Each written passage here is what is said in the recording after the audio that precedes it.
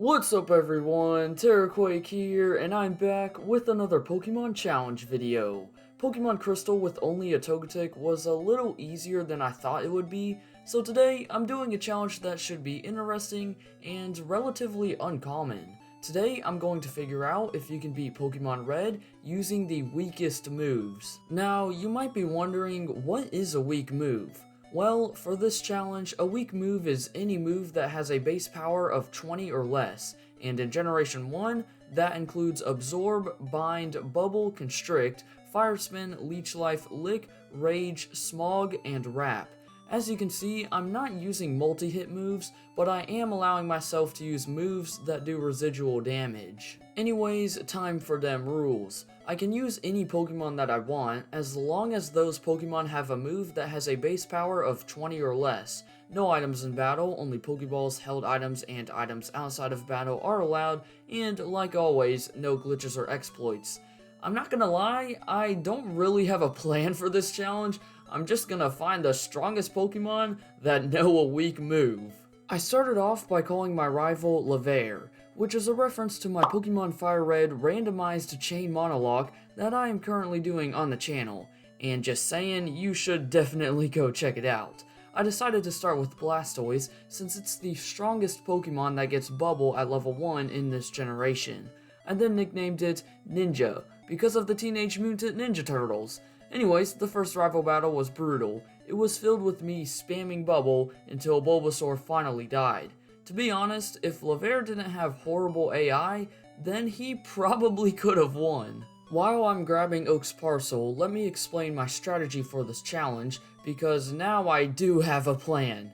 I'm going to focus on the moves that are super effective on other typings in order to have good type coverage. For example, I won't be using Bind, Constrict, and Wrap too much. Instead, I'll go after Pokemon that can learn Absorb, Bubble, Fire Spin, Leech Life, Lick, and Smog.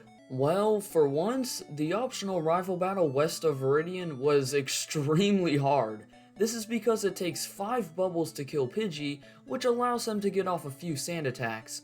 This makes it impossible to kill Bulbasaur because I miss a lot, and he always uses Leech Seed, which drains my health every turn. And even when I do land Bubble, it hardly does anything. I'm going to go through Viridian Forest and gain some levels before trying this battle again. Even at level 15, Bubble was doing abysmal damage to Bulbasaur.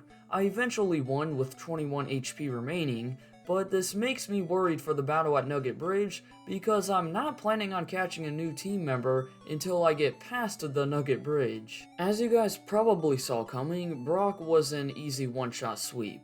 But for some reason, I thought you got Bind after defeating him, but it's actually Bide.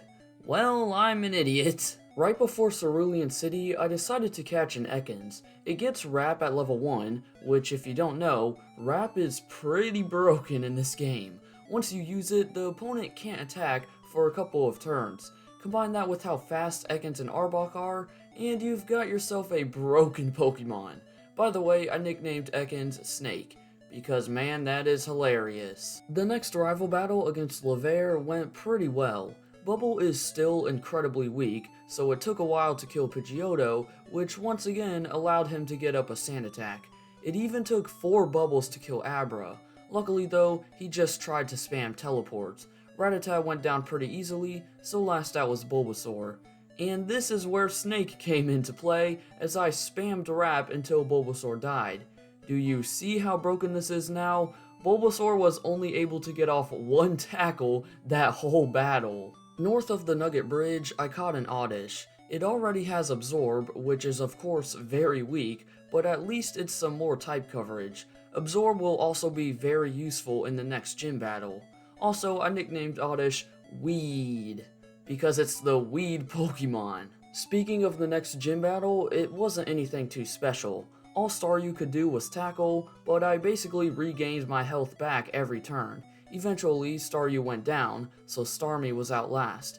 Its tackles did more than Staryu's, but I was still gaining a little bit of health back every turn, which allowed me to hold on and win the fight with a bunch of Absorbs. Like I said, Absorb was very useful in this battle. The battle against Laver on the S.S. Anne was pretty easy. Pidgeotto went down in 3 bubbles since I got a crit with the first one. Raticate also died in 3 bubbles, so next up was Kadabra. I sent in Snake, knowing that Wrap would do more damage than Bubble, and I killed Kadabra without any problems. Last I was Ivysaur, but I kept on spamming Wrap to win the battle. Lieutenant Surge tried to act all tough, but in the end, I defeated him easily.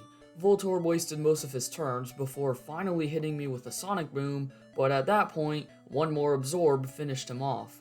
Pikachu went down in the exact same way, so last out was Raichu. I switched to Arbok, who outsped Raichu, which allowed me to get off a bunch of Wraps before dying to a critical Thunderbolt. I sent in Blastoise just to get off some extra damage, but he ended up killing Raichu because he thought it would be a good idea to use Thundershock before Thunderbolt.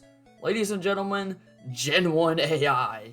In the Pokemon Tower, Laver was ready to battle again, and this one was straight up BS. Like always, I took down Pidgeotto with a couple of bubbles. However, Gyarados proved to be a challenge. He could have easily killed Gloom with 2 Dragon Rages, but he let me live for a little longer, which allowed Gloom to get off some Absorbs before dying. Snake finished the job, Growlithe got taken down by 2 bubbles, and Kadabra went down without any problems, so Ivysaur was out last. And it was all going smoothly with Wrap until I got Ivysaur down to red health, and then Arbok decided that he didn't want to hit him anymore. Seriously, look how many times I missed Wrap, which allowed Ivysaur to get health back with Leech Seed. Like, are you kidding me? This was the stupidest way to lose a battle. On my 3rd attempt, I didn't get screwed over by Wrap, so I won the fight. That's all I'm saying, because right now, I hate this game.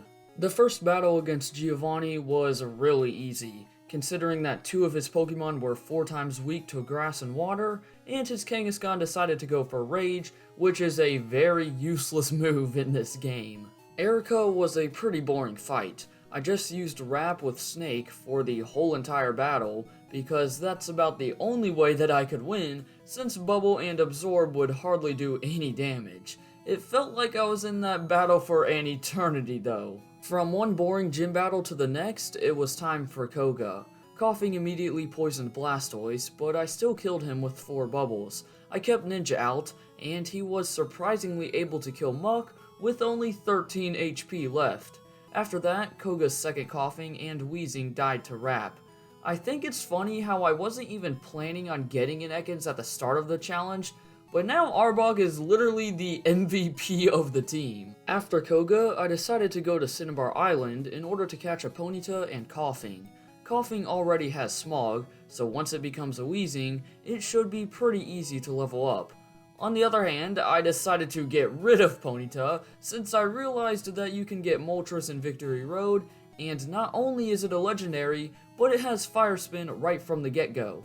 I apologize to any Ponyta lovers out there. Anyways, it was time to take on the weird AI man, also known as Blaine. Wheezing easily took down Growlithe, since Blaine thought agility was super effective on me. Wheezing was also able to kill Ponyta with a bunch of Smogs, but I did take some damage in the process. I stayed in for Rapidash for the EXP, and then I went over to Blastoise, who took down Rapidash without any problems. I did the same switch training strat for Arcanine, as Ninja took down Arcanine with a couple of bubbles. Time for Rival 5-Volt. It took forever to kill Pidgeot, since Wheezing missed so many Smogs. I really don't have a good counter to Gyarados besides Wrap, so I sent in Arbok, and did just that. Growlithe got 2-shot, so Alakazam was up next. I tried to stay in with Ninja, but Alakazam was doing that annoying thing with Recover, just like it did in my Alakazam speedrun. So my only solution was to take him down with Arbok. Last out was Venusaur, and I tried to let Wheezing take him down, but Leech Seed prevented that. So once again, Wrap had to get us the victory. Right after that, it was time for Giovanni. I don't know why I started with Wheezing, but I switched to Blastoise to take down Nidorina with a few bubbles. Wheezing was able to kill Kangaskhan without taking a single hit, and Rhyhorn got one-shot by Absorb, so last out was Nidoqueen, who died in 3 bubbles. Sabrina went a lot better than I thought it would go. Wheezing was able to hang on from a Psychic, and take down Kadabra with 2 Smogs due to a critical hit. Mr. Mime mostly spammed Barrier and Light Screen, so Weezing was surprisingly able to kill him as well. I sent in Ninja, who whittled down Venomoth with Bubble, so last out was Alakazam. Luckily, Arbok outsped, so Alakazam couldn't do anything since I took it down with Wrap. The final gym was extremely easy as Blastoise wrecked shop with Bubble. However, look at how weak Absorb is. Vileplume was at the same level as Rhydon, and Absorb is 4 times effective, yet it only brings Rhydon down to yellow health. Yeah, that's what I've been dealing with for this whole entire run. Right after that, I battled Laver again, but for once, I couldn't beat him. Like always, Weezing killed Pidgeot, Rhyhorn got one-shot, Gyarados got wrapped to death, and Growlithe died to 2 bubbles. However, Alakazam now outspeeds Arbok, and he can easily one-shot me with a Psychic. Considering that none of my Pokemon have a chance against Alakazam, I cannot win right now. 2 levels later, and Arbok was able to outspeed Alakazam, so Wrap did the trick. And of course, Venusaur wasn't too much of a problem, so I won the fight. In Victory Road, I chucked my Master Ball at the big Fire Chicken. I think Moltres will be very useful, since Fire Spin adds more type coverage, and it works just like Wrap. Anyways, after getting my whole team to level 55, here's a glimpse at it. I highly doubt that I'm going to be able to win right now, but I want to see where I stand. So without further ado, here we go. First up was Lorelei, the Ice-type master. Dewgong went down to a couple of Absorbs because it decided to waste a few turns using Rest. Cloyster also died to some Absorbs, but not before getting Vileplume down to 66 HP. I tried to stay in for Slowbro, but he started to use Amnesia, so I had to switch to Arbok, who killed him with Wrap. Jinx went down to Fire Spin, so last out was Lapras. I went back to Vileplume, only for him to get one-shot by a Blizzard. I then sent out the rest of my team, and I was still unable to kill Lapras. That's just pathetic. A couple of tries later, and I got Lapras stuck in Wrap, so Arbok finished the job. This is not a good start to the Elite Four. Next up was Bruno, the Fighting-type master. Onix got one shot, so Hitmonchan was up next. For some reason, Bruno wanted to use a few X-Defense first, which allowed me to take down Hitmonchan with a bunch of Smogs. He could have killed Weezing if he didn't spam X-Defense. Anyways, Hitmonlee finished off Weezing, but Moltres came in and took him down.